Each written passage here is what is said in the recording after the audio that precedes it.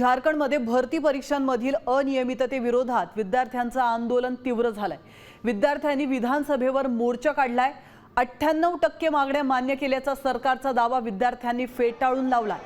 13 पैकी केवळ 3 परीक्षा रद्द झाल्यानं विद्यार्थी सीबीआय चौकशीवर ठाम आहे। तर आपण पाहतोय या क्षणाची महत्त्वाची अपडेट। झारखंडमधील रांचीतली ही आताची लाईव्ह दृश्य तुम्ही साम टीव्हीच्या स्क्रीनवर पाहू शकता। जंतर मंतरवर ज्या पद्धतीने सीजेपीने आंदोलन छेडलं होतं, ज्या मुद्द्यांवर सीजेपी अतिशय ठामपणे आपली भूमिका मांडत होती, तशाच विषयांवर रांचीतील हे विद्यार्थी देखील एकत्र आलेले आहेत आणि विधानसभेवर त्यांनी आपला मोर्चा नेलाय।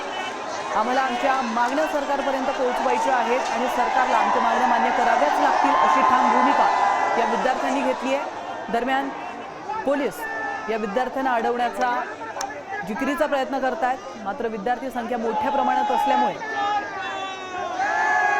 पोलीस बळ कुठेतरी कमी पडताना पाहायला मिळत आहे। बॅरिगेड्स ओलांडून हे विद्यार्थी विधानसभेकडे जाताना पाहायला मिळतात।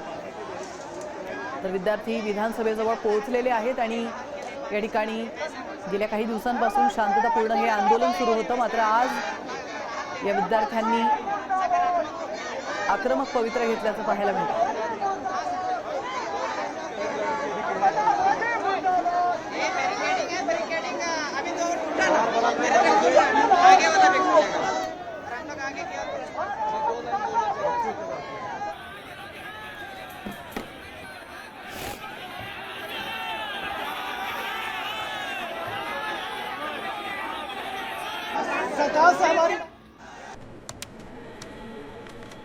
मी खात्रीशीर न्यूजसाठी फक्त साम टीव्ही बघते, कारण तिथल्या बातम्या रिलेट करतात।